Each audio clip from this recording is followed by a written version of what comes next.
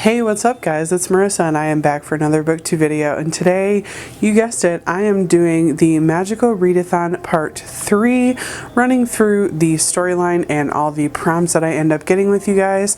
So without further ado, let's get into it. Alright, so now we are at the Magical Read-a-thon website and we're looking at Chapter 3 and it is open.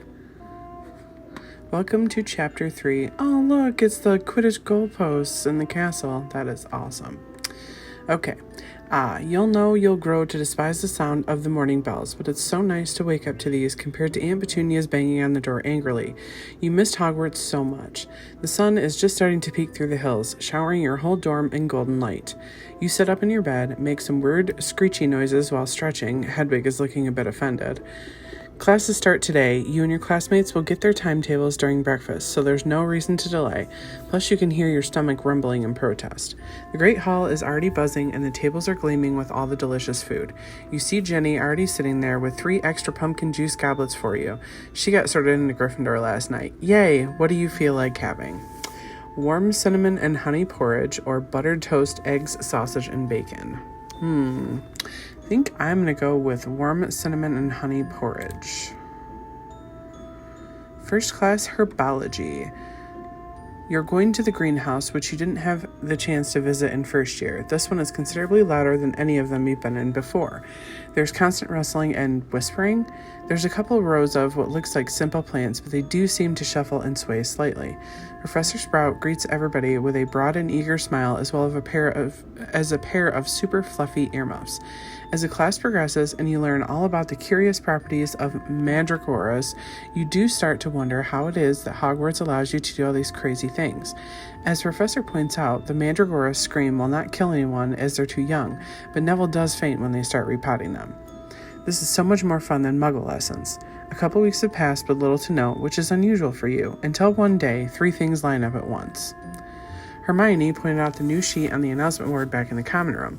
They're starting a dueling club, says Seamus. First meeting tonight. Wouldn't mind dueling lessons. They might come in handy one of these days.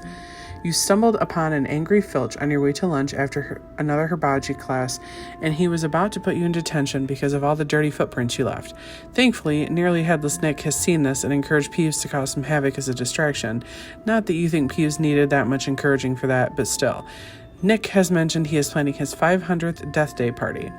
I'm holding a party down in one of the roomier dungeons. Friends will be coming from all over the country. It would be such an honor if you would attend. Mr. Weasley and Miss Granger would be most welcome too, of course. But I dare say you'd rather go to the school feast?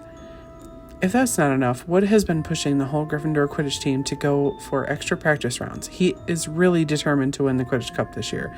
You are already training 3 times per week, but now he is holding some extra non-mandatory. Wood said that with such distaste and pain.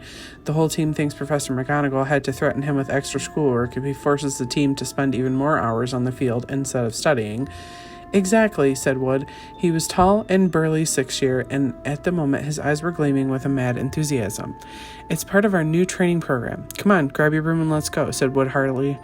None of the other teams have started training yet. We're going to be first off the mark this year.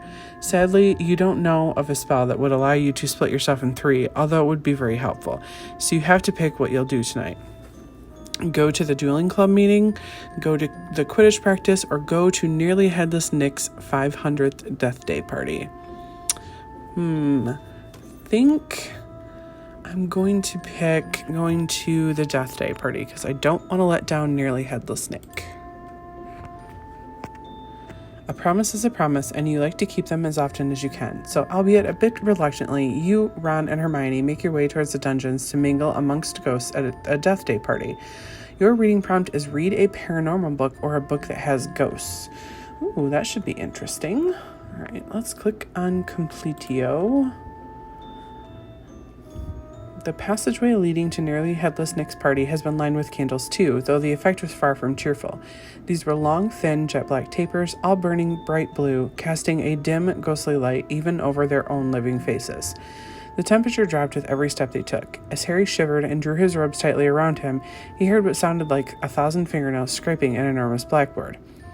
You quickly gather that any hope you had for dinner is now gone. The tables are packed with the most smelly, old, rotting dishes you ever did see. When Nick sees you looking at these, he explains that even though ghosts can't really taste anything, if you fly over something with a particularly strong scent, it's almost as if you can kind of taste it. Oh no, let's turn back. I really don't want to talk to Moaning Myrtle, Hermione whispered in a rush. Who? Said Ron, scanning the room. A particularly sad-looking girl's ghost had appeared nearby. Speaking of sad-looking ghosts, Nick seems like he could use some cheering up. He is upset as he received a letter rejecting his application to join the Headless Huntsman once again. Speak with Moaning Myrtle or try to cheer Nick up. I'm gonna go try to cheer Nick up because Moaning Myrtle is annoying. After some flattery and agreeing to talk him up to the head of the committee, the beheaded, of the Headless Huntsman, highlighting how imposing and scary Nick is, he seemed to cheer up a bit. You spend another hour being introduced to various ghosts around the party. You get a distinct feeling that Nick was sort of trying to show you off. Normally that would bother you a bit, but he did really seem sad earlier. Plus, it's his 500th death day, so you go along with it. However, you and your friends try to find a moment to casually sneak away because you did not know that there's going to be any real edible food, and the three of you are absolutely starving. Make your way to the Great Hall for dinner. Hold up, in Chapter 2, did you get detention? Sure did. As you were about to leave, Professor McGonagall stepped up from behind a corner. Ah, yes, there you are. Professor Lockhart requested you immediately for your detention. I trust you know the way to his office. Mr. Weasley, you are to go with me. I will escort you to the trophy room where you'll be helping Mr. Filch clean up. Ron looked incredulously at Professor McGonagall. But Professor, we haven't had dinner yet. Her lips thinned significantly as she raised her eyebrows and calmly retorted, Well then, Mr. Weasley, you can either pack your bags, be expelled as Professor Snape has suggested, and eat your body's weight just before you leave, or you can serve your detention now and maybe be allowed to continue with your education. She turned to leave, not checking if Ron is following. Or better yet, next year, try arriving to school without threatening to expose our kind to the Muggle world, and neither I or you will have the misfortune of dealing with this at all. Whew, man, McGonagall just ripped him a new one. Ron grew smaller and smaller with each word, shrugged at you, and followed Professor McGonagall looking a bit pathetic. He was patting his stomach apologetically. You say goodbye to Hermione, who tried not to wear her "you kind of deserve this" look, though not very successfully. Why did it have to be Lockhart, though? Why couldn't you go with Ron? You would much rather suffer Filch and his grumpiness than Lockhart and his fame talks. You spend your whole evening trying to tune out his pompous chats and answering his fan mail. Can't wait to finish up and see if you can still get something to eat.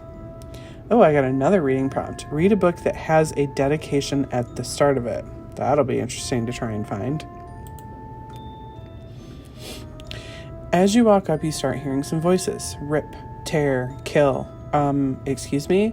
That was very unsettling, but you brushed it off. Hogwarts is an odd place, and you shouldn't overreact over something a bit less unusual. Who knows? It might be Myrtle trying to spook someone nearby. But after only a minute, you hear it again. So hungry for so long. You're the only one that can hear this. You can almost sense the presence of something, moving towards the passageway over there. You run towards it. Kill. Time to kill. Something is shining on the wall ahead. You approach it slowly, squinting through the darkness. Look up. The Chamber of Secrets has been opened. Enemies of the air, beware. End of Chapter 3. Everyone seems to gather around you in a heartbeat, including all the teachers. Filch lets out a scream when he notices his cat petrified and hung on the wall. Professor Dumbledore ensures him that she will be okay. We just need to wait for the Mandragoras to mature enough. Despite his calm tone, you notice his worry. Snape is quick to point a finger at you for being the first at the crime scene. Thankfully, that's not enough for any reasonable adult to blame you for this. However, it's enough for most of the students. You have to get to the bottom of this before anyone else is attacked, and before you get the blame for that too. All right, well, I got 2 prompts this time. That's the first time this has actually happened. So for the first prompt, of course, that is to read a book with ghosts in it. And for that one, I am going to read The Diviners by Libba Bray. And for anybody who doesn't know what this one is, I'll give you a little overview of the synopsis. It is Evie O'Neal has been exiled from her boring old hometown and shipped off to the bustling streets of New York City, and she is positively ecstatic. It's 1926, and New York is filled with speakeasies, Siegfried girls, and rakish pickpockets. The only catch is that she has to live with her Uncle Will and his unhealthy obsession with the occult. And it says right on the back, do you believe there are ghosts and demons and diviners among us? So obviously this has to do with ghosts. I have heard people on BookTube rant and rave about just how good these books are. Everybody is obsessed with them, and apparently the fourth one is coming out in 2020. I did end up picking up the first three on Amazon, so I'm gonna go ahead and give this series a try, and hopefully I like it. So for the next prompt, I picked up, as you know, a book with a dedication in it. And I know I sounded a little weirded out during the video because I was thinking, what book do I have that actually has a dedication in it? That's weird. That's random.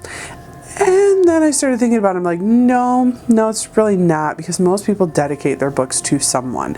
So it would actually be more weird for a book not to have a dedication in the beginning of it, which I actually did find a couple on my shelves without them. So yeah, this one was fairly easy. It's just any old book I wanted to read. And the one that I am most excited for right now is The Toll by Neal Shusterman. And I am definitely going to be reading this one first because this came out in November. It is now the middle of December and I still haven't read it yet. Shame on me. Mostly just because I had to finish up reading the Throne of Glass series, and then I started the Reindeer Read-a-thon this month, so that kind of put me off my game because I couldn't really fit this into any of the prompts.